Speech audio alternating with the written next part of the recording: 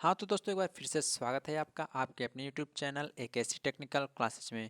दोस्तों, आज यहाँ पर हम देखेंगे हाइड्रोलिक्स में चैप्टर नंबर 4। हमने आपसे पिछले वीडियो में जो हाइड्रोलिक्स की आई थी उसमें बता दिया था कि इस वीडियो के बाद आपका नेक्स्ट चैप्टर स्टार्ट किया जाएगा, यानी आपका एक न्यू चैप्टर स्टार्ट किया जाएगा जो कि रहेगा मेजरमेंट ऑफ प्रेशर।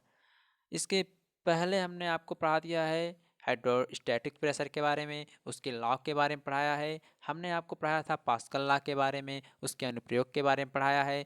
और इस चैप्टर में हम देखेंगे कि दाब का मापन हम कितने प्रकार से कर सकते हैं, कितने प्रकार की प्रेशर्स होती हैं, उन्हें मापते कैसे हैं। तो सब कुछ आज आपको इस वीडियो के माध्यम से बताया जाएगा। जितने टॉपिक्स हमने लिए हैं वो इस वीडियो में बताएंगे। और आपको पता ही है सब कुछ धीरे धीरे एक एक क्रम से चल रहा है। तो चैप्टर नंबर 4 आपका स्टार्ट हो चुका है। बहुत ज़्यादा चैप्टर्स आपके बुक में हैं नहीं, जल्द ही वो सब समाप्त कर दिए जाएंगे। तो चलिए बिना किसी देरी की आज की इस वीडियो को करते हैं स्टार्ट। तो इसमें सबसे पहले हम ये देखेंगे कि मेजरमेंट ऑफ प्रेशर में इंट्रोडक्शन, आखिर प्रेशर की आवश्यकता हमें पड़ी क्यों, आखिर हम प्रेशर को मापते क्यों हैं। आप बताइए। आप ही लोग अगर कोई काम कर रहे हैं, जैसे एग्ज़ाम आपका मान लीजिए 1 या 2 मंथ है आज से, तो अभी कुछ स्टूडेंट ऐसे होंगे जो अभी बहुत स्लो डाउन में, मतलब एकदम स्लो मोशन में स्टडी कर रहे हैं। कर तो रहे होंगे थोड़ा थोड़ा, लेकिन कुछ स्टूडेंट ऐसे होंगे जो अभी तक कुछ पढ़ ही नहीं रहे होंगे। तो जो कुछ स्टूडेंट हैं कि लगातार आधा घंटा 1 घंटा 2 घंटा जो पढ़ रहे हो तो ठीक है, उनके ऊपर ज़्यादा प्रेशर नहीं पड़ेगा लास्ट में एग्जाम टाइम में। लेकिन जो एकदम नहीं पढ़ रहे हैं उनके ऊपर क्या होगा, लास्ट टाइम में प्रेशर ज़्यादा पड़ जाएगा। तो मतलब उनका स्टडी भी अच्छे से हो जाएगा। तो वो भी एक प्रकार का प्रेशर होता है कि आपके ऊपर घर का प्रेशर रहेगा कि जिम्मेदारी रहेगी, तो यही सब हैं। तो मान लीजिए आपके, समझ लीजिए एक तरह से देहाती भाषा में हो गया। तो अब प्रेशर आप लोग इंजीनियरिंग लाइन में पढ़ रहे हैं, वो तो आप लोग उसको भी प्रेशर कहते हैं और यहाँ पर भी प्रेशर है। तो आइए हम समझते हैं।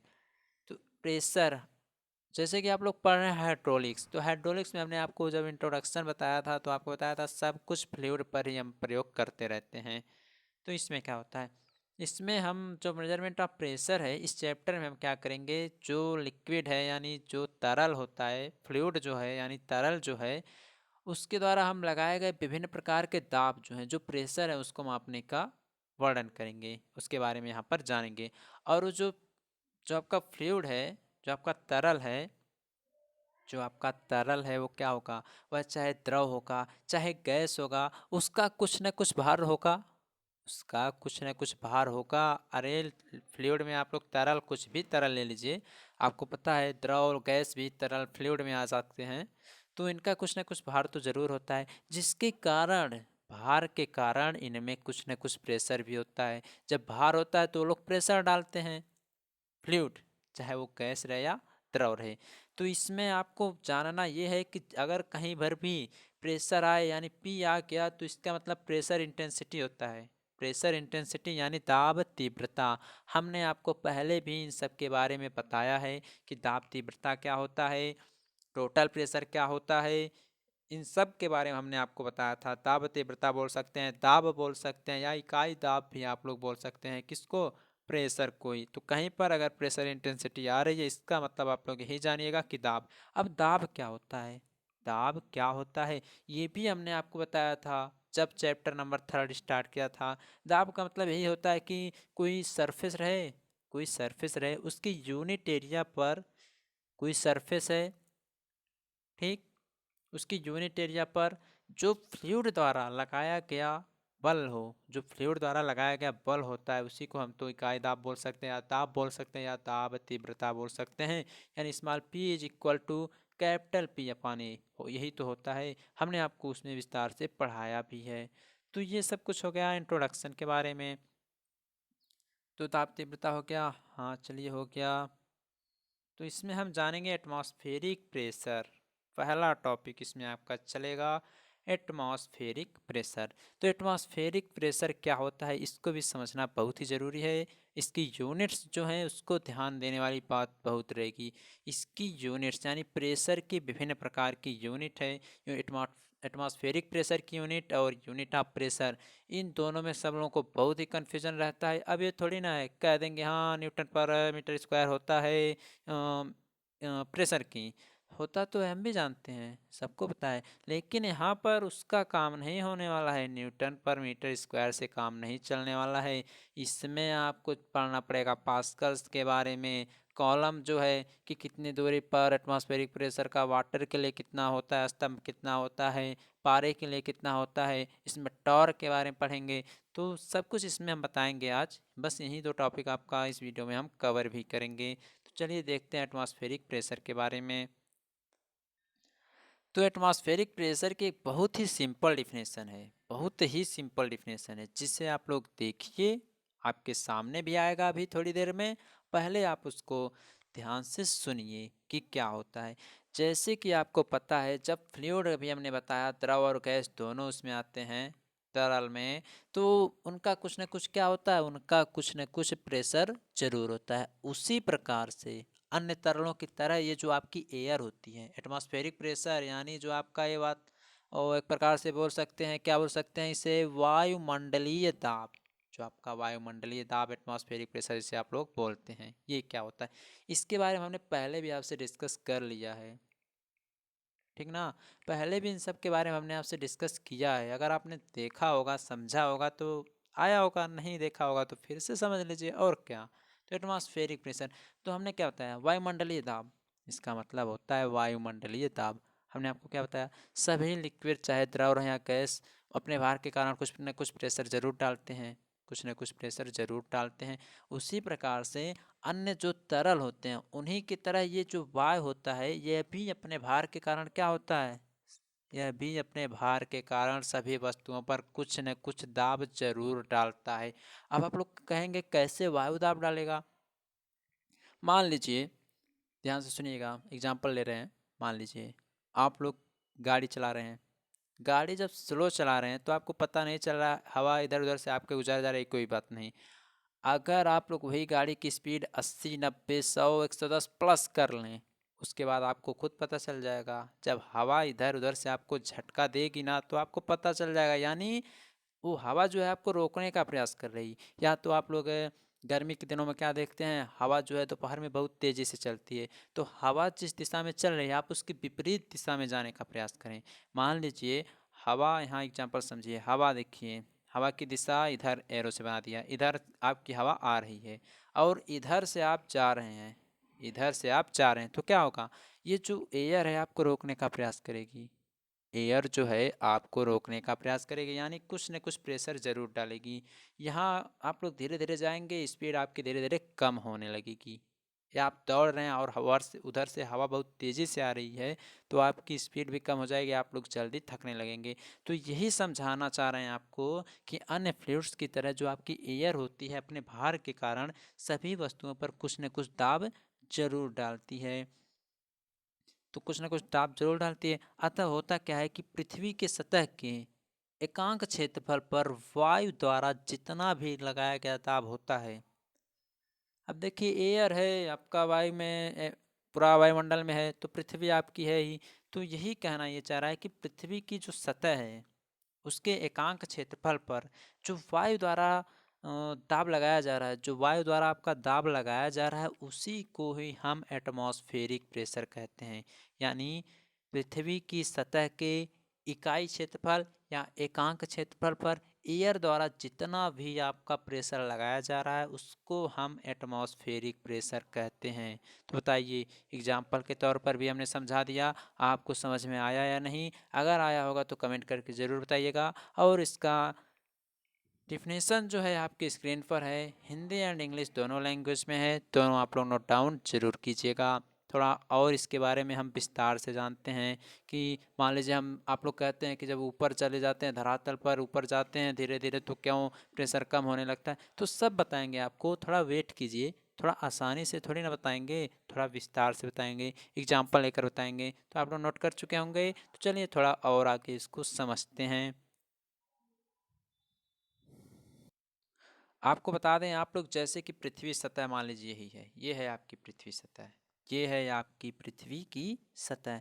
तो जब हम पृथ्वी के तल से सतह बता दिया। जैसे जैसे हम लोग पृथ्वी की सतह से, पृथ्वी के तल से, जैसे जैसे हम पृथ्वी के तल से ऊपर जाने लगते हैं, वैसे वैसे ही एटमॉस्फेरिक प्रेशर का जो मान होता है वह कैसा होने लगता है, कम होने लगता है। बातों को ध्यान से सुनिएगा, पूछा जाएगा क्वेश्चन, आप लोग लिख कर जरूर आइएगा।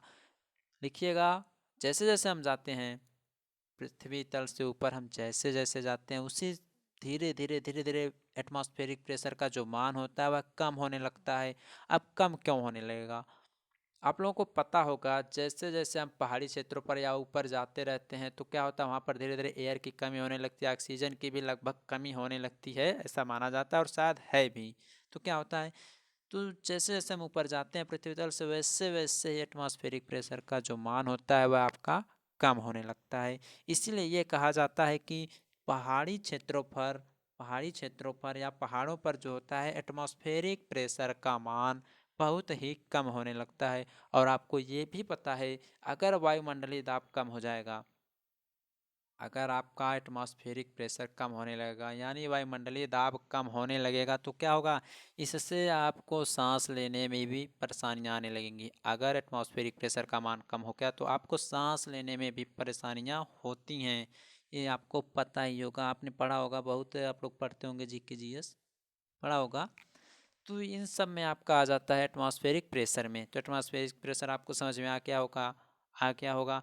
तो इनकी कुछ वैल्यूज मानी गई हैं समुद्र तल को मानकर, तो उसको भी अब अभी हम आपको आगे बता देते हैं। और आपको ये पता होगा कि इसको हम मापते किससे हैं, एटमॉस्फेरिक प्रेशर को हम बैरोमीटर से मापते हैं। एटमॉस्फेरिक प्रेशर को हम बैरोमीटर से मापते हैं। ओके, हो गया, समझ में आ गया होगा। अब इसका मान जो होता है, एटमॉस्फेरिक प्रेशर का जो मान होता है वह औसत मान जो होता है समुद्र तल को लेकर माना जाता है। तो इसका जो औसत मान होता है वो होता है 101.325 किलो न्यूटन पर मीटर स्क्वायर होता है एटमॉस्फेरिक प्रेशर का मान समुद्र तल से। समुद्र तल को मानकर ही ये सब प्रेशर वैसर आपके मापे जाते हैं। तो एटमॉस्फेरिक प्रेशर है, इसकी वैल्यू जो होती है समुद्र तल पर औसत जो मान होता है एटमॉस्फेरिक प्रेशर का, वो होता है 101.325 किलो न्यूटन पर मीटर स्क्वायर होता है, किलो न्यूटन पर मीटर स्क्वायर होता है। तो इस वैल्यू को ध्यान में रखिएगा, क्योंकि आपके न्यूमेरिकल क्वेश्चन में इन सब वैल्यूज का बहुत ही प्रयोग होने वाला है। ओके, तो चलिए थोड़ा और आगे देख लेते हैं। Units of pressure and atmospheric pressure, ये सब क्या होते हैं। तो साफ सी भी बात है कि एमकेएस प्रणाली, एमकेएस सिस्टम एंड एमकेएस मतलब जानते हैं ना, मीट्रिक प्रणाली, और एसआई मतलब होता है अंतर्राष्ट्रीय प्रणाली। इसमें जो प्रेशर की क्या बोलते हैं यूनिट होती है, प्रेशर की जो यूनिट होती है वो होती है न्यूटन पर मीटर स्क्वायर। तो यूनिट के बारे में पता चल गया, यूनिट के बारे में पता चल गया, न्यूटन पर मीटर स्क्वायर आपका होता है। तो ये सब हो गया।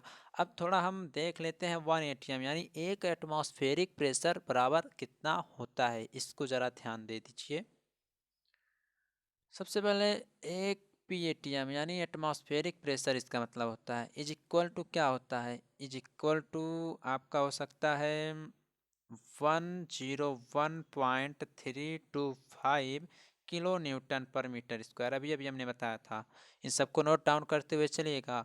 या या इसे आप लोग क्या लिख सकते हैं, या इसे किलो न्यूटन पर मीटर स्क्वायर को आप लोग किलो पास्कल भी बोल सकते हैं। क्या बोल सकते हैं, किलो पास्कल भी आप लोग बोल सकते हैं। ओके, किलो पास्कल आप लोग इसे बोल सकते हैं, किलो न्यूटन पर मीटर स्क्वायर को।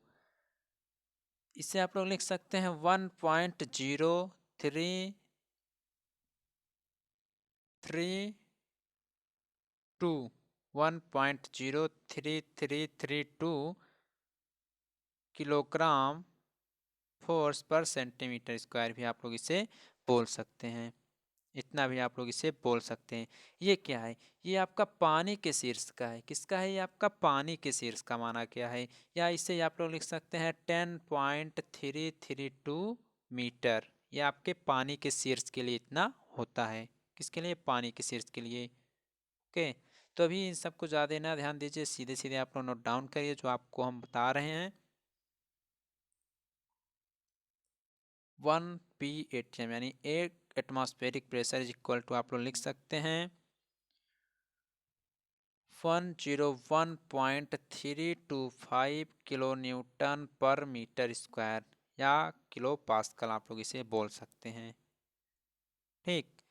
और इसी समय आप लोग लिख सकते हैं इसे अगर पास्कल में लिखना चाहें तो आप लोग लिख सकते हैं 1 ATM इज इक्वल टू लिख सकते हैं आप लोग 101.325 पास्कल भी लिख सकते हैं। और पास्कल को हम लोग क्या बोल सकते हैं, पास्कल को हम लोग बोलते हैं न्यूटन पर मीटर स्क्वायर भी बोलते हैं, जैसा कि अभी आपका ऊपर लिखा गया है। तो इतना समझ में आ गया। और यही जो वैल्यू है ना 101.325 इसी को ही हम वाटर और पारे के लिए लेकर सॉल्व करते हैं। तो देखते हैं कैसे। देखिए, एक atmospheric pressure is equal to होता है आपका 10.33 मीटर। 10.33 मीटर फॉर किसके लिए, फॉर किसके लिए, ये हो गया पानी के शीर्ष के लिए। किसके लिए हो गया, पानी के शीर्ष के लिए। तो जब न्यूमेरिकल पूछा जाएगा ना, कह देगा पानी के शीर्ष से इतना इतना इतना है, और एटमॉस्फेरिक प्रेशर ये नहीं देगा आपको। एटमॉस्फेरिक प्रेशर आपके क्वेश्चन में नहीं देगा, बस लिख देगा पानी के शीर्ष से इतना ऊपर है, ये वो है। तो आपको ध्यान रखना पड़ेगा 10.33 मीटर होता है, तभी तो आप लोग रख कर सॉल्व कर पाएंगे। और यहीं पर आपका एक पूछ लेता है क्या बोलते हैं पारे के लिए, हाँ पूछ लिख सकता है पारे के लिए। तो 1 ATM इज इक्वल टू पारे के लिए होता है 760 mm। यह होता है पारे के शीर्ष के लिए। किसके लिए, पारे के, यानी कॉलम ऑफ HG यानी पारे के शीर्ष के लिए। और इसे आप लोग लिख सकते हैं 76 सेंटीमीटर। तो यह हो गया आपके पारे के लिए। किसके, पारे के लिए। इतना हो गया, हो गया होगा। तो इन सब यूनिट को ध्यान दीजिएगा जो हमने अभी आपको बताया। और यही जो आपका 1 P एटमॉस्फेरिक प्रेशर होता है 760 टॉर्क के बराबर होता है। अब टॉर्क क्या होता है, ये भी एक यूनिट प्रेशर ही होती है, यूनिट होती है प्रेशर की। टॉर जिसे आप लोग बोल सकते हैं, क्या बोल सकते हैं, टॉर। तो कहीं पर अगर न्यूमेरिकल में पूछ लिया जाएगा तो इसको भी आप लोग रख कर सॉल्व कर सकते हैं। तो इसमें बहुत कुछ ज़्यादा नहीं था। और बार और पूछ लिया जाता है तो एक बार जो होता है वो इक्वल होता है 10⁵ पास्कल के। किसके, 10⁵ पास्कल के।